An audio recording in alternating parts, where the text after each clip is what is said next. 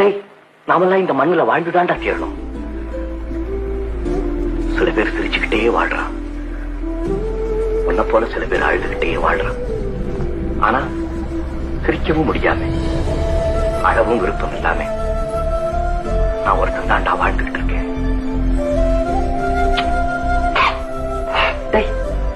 தைரியமா துன்பத்தை பார்த்து முதல்ல சிரிக்க கத்துக்க. B brave, dam it.